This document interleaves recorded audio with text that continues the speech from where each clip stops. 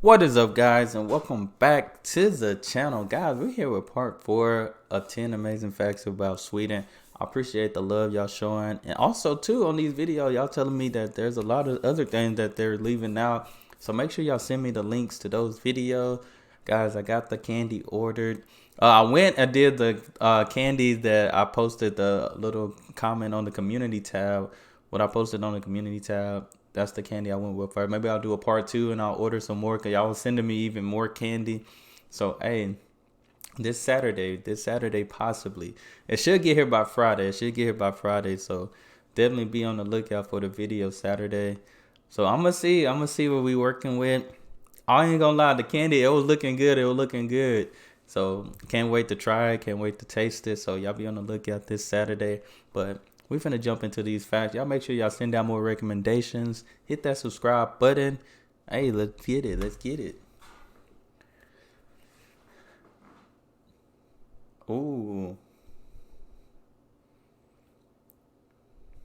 And that's a fact.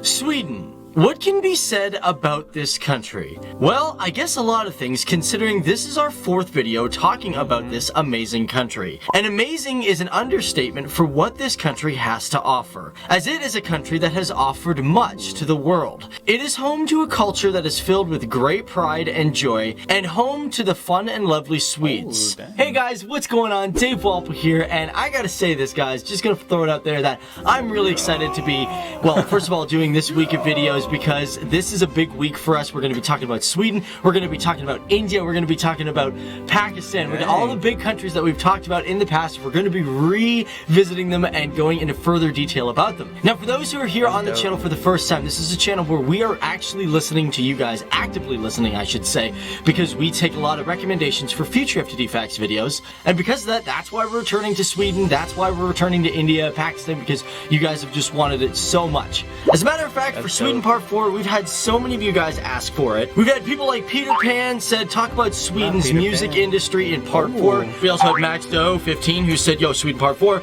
And like 196 of you guys were like, yo, thumbs up that. We had Cat Dragon, and I'm gonna pronounce it wrong, probably Atla.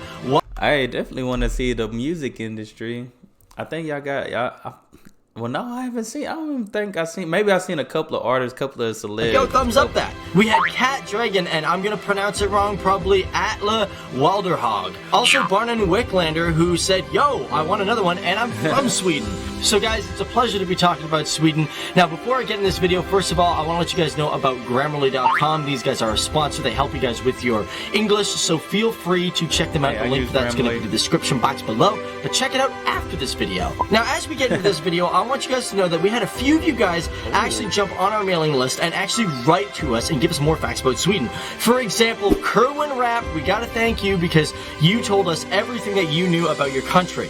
For example, I didn't know this, that Sweden is divided into 3 different divisions. You have Godoland, which is located to the south, Svealand, which is in the middle, and Norrland, which makes up, obviously, the north, and of course, a majority of the country. Now, within these 3 lands, there are 25 provinces throughout the entire country, with the northern Lapland being the biggest with a size of 109,702 square kilometers. And the smallest of all these provinces is Åland, which is an island of roughly 1,342 square kilometers. Now, Uppland is a province that has the most people, having 1,433,000 people. And it is kind of funny to note, because you might say, well, no, that's not true, because Stockholm has like 2 million people, but that's because Stockholm is located in between 2 provinces, and that is Uppland and also Södermanland. So in our last video, we had a lot of you guys comment on one of our facts, saying that the Elvis name fact is not actually true. We stated that you can't. Hey, y'all told me that as well. Which I guess it was just me waiting till I got to this one. So, but I mean, I don't see nothing wrong with naming your kid Elvis. Saying that the Elvis name fact is not actually true. We stated that you can't name your kid Elvis or IKEA, and as well, we accidentally said that if you guys have a name, your baby must be named 3 months before it's born. However, to update you guys on that, it's actually 3 months after the baby's been born. You have 3 months to register the name. And although I feel like that's everywhere, you know. I never met somebody that was late on giving their child a name, you know. Actually, 3 months after the baby's been born, you have 3 months to register the name. That makes more sense. sense. And although Elvis may not be an illegal name, there are some moments in history where the government has denied names. For example, in 2009, parents wanted to name a kid Allah, but they were like, no, you can't do that because it's, you know, too religious. In 2007, there were also parents that wanted to name their child Metallica, but that was also denied as well, although the band is awesome. And the weirdest name of all was a 43-character name. I'm not even gonna try and pronounce this. Apparently, it's pronounced Alvin, but like, look at how many letters this is. Did he say that's pronounced Alvin? But what in the world? What is that supposed to mean? Pronounce this. Apparently, it's pronounced Alvin, but like, look at how many letters this is. It's just insane. What? This kid was born in 1990. That's gonna be man, that kid would have a tough time in school trying to spell his name. Alvin, but like, look at how many letters this is. It's just insane. This kid was born in 1991. They never had his name registered. And by 1996, the government was like, yes, you need to register a name. They gave them that one, and the government was like, nope, not happening. And of course, the parents were actually fined because of that. Now, Sweden is known for having a great amount of wildlife, and one in particular that we should mention is the moose. Now, it is believed that Sweden has the most densely populated amount of moose in the entire world. Hey, this the video. Then believing that there is a population of 300. I think I seen this video like on Facebook or something, but man, that's crazy. I've never seen a moose in real life, but those things are tall. Y'all let me know in the comments if you seen one. I'm sure you have, but man, them things look like they about my height. Amount of moose in the entire world. With them believing that there is a population of 300,000 to 400,000 moose every year. Except there's hunting season that happens every fall, and about 100,000 of these animals are killed. But keep in mind, although the Swedish moose are very common, they are not the official animal of the country. And unfortunately, Sweden doesn't have an official animal. And you know, if we're talking about official symbols, we should probably mention the unofficial official flower of Sweden. Just like the moose, it really hasn't been officially named, but the twin flower, more accurately named Linnea borealis, which is named after Carl Linnaeus, who explored the regions of Lapland in Sweden in 1732. And although it isn't an official flower, Swedes like to think it is theirs because it's not only pretty, but it is native to the region. That's definitely rare because I don't think I ever seen a flower. Swedes like to think it is theirs because it's not only pretty, but it is native to the region. Now, in our last episode, we talked about Mount Saratoga, which is the second largest mountain in Sweden. But what about the largest? Come on, there's gotta be a bigger one than that, right? Well, that goes to Mount Kebnekaise, which stands anywhere between 2,097 meters to 2,105 meters tall. It is a very popular tourist attraction that was first ascended by explorers in 1883. That is high. They up there with their clouds just about. That is a very popular tourist attraction that was first ascended by explorers in 1883. And I know you might be thinking mountain climbing, you just go up the mountain, but it's also a really good place to go skiing as well. Now, it should also be noted that unlike other countries that we've talked about, Sweden has really no form of volcanoes. And although it doesn't have any volcanoes, keep in mind that sometimes Sweden, although very, very, very, very, very rare, they will indeed get earthquakes. I mean, like, there's no place on earth that probably doesn't get it, but it is quite rare. Now, one thing I've always wondered about these European countries, I've always wondered how much they celebrate Americanized, holidays. For example, do they celebrate Valentine's Day? Do they celebrate Thanksgiving? Like, what do they celebrate that we do as well over here in the Americas? Well, believe it or not, Sweden actually does celebrate Halloween.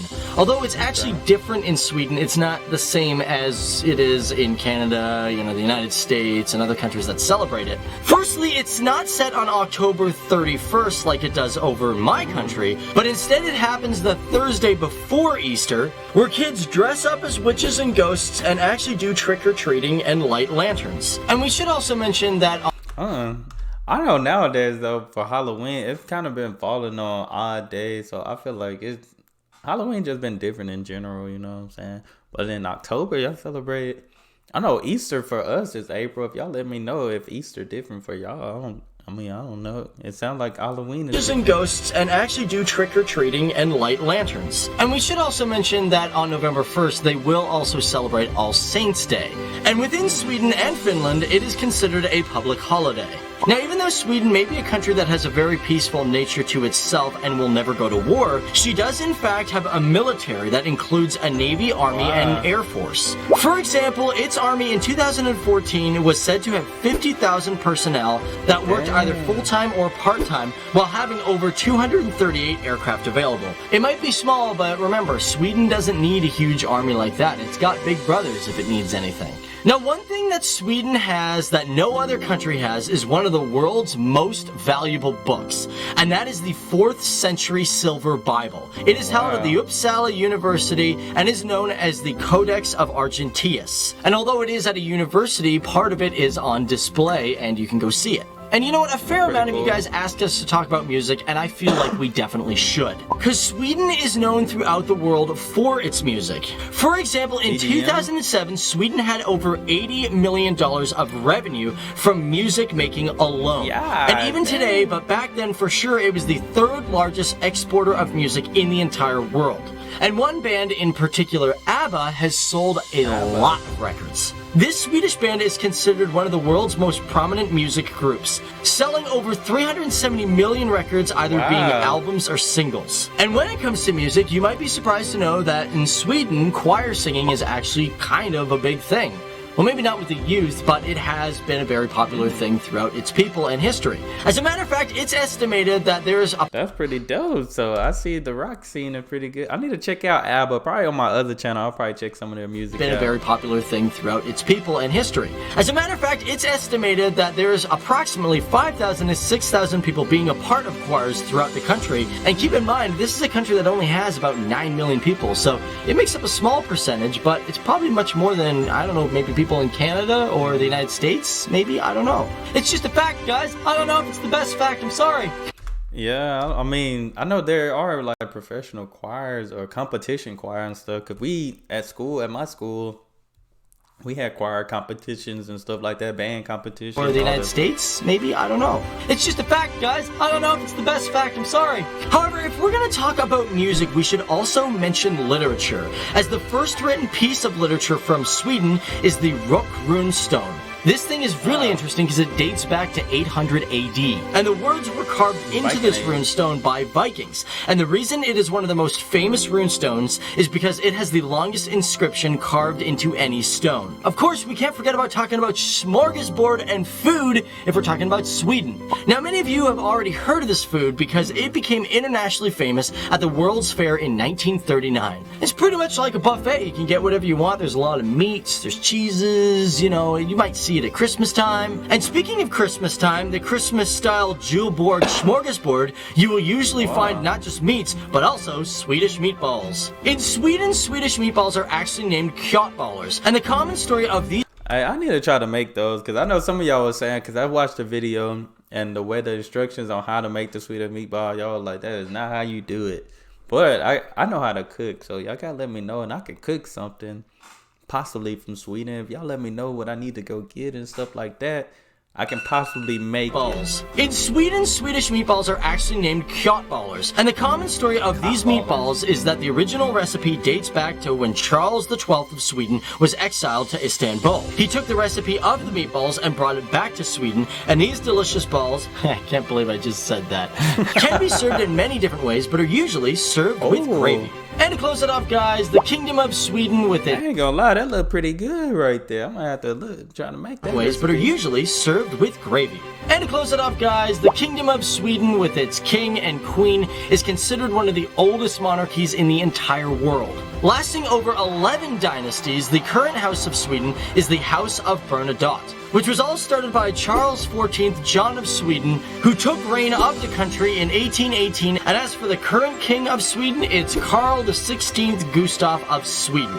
But you know what, guys? That brings a close to this video. Man, I can't believe that we've made it this far into Sweden. We've learned so much. And like I said, guys, if you guys know more about this country, we want you guys to send us facts. But thanks for watching, guys. Don't forget to sign up for Grammarly.com. They are one of our sponsors. It's a really beneficial tool that helps improve your grammar and English. And the link for that is in the description box below. But my name's Dave Wapple, and I want to thank you guys all for watching. Be sure to leave a comment for a future FTD Facts video down there below, because we want to know what you guys just want to know about. And of course, we do videos every Monday to Friday, so be sure to tune in every single day and learn about more great cultures from all around the world. But as for me, I just love dipping into more aspects about a country and finding out what makes it great.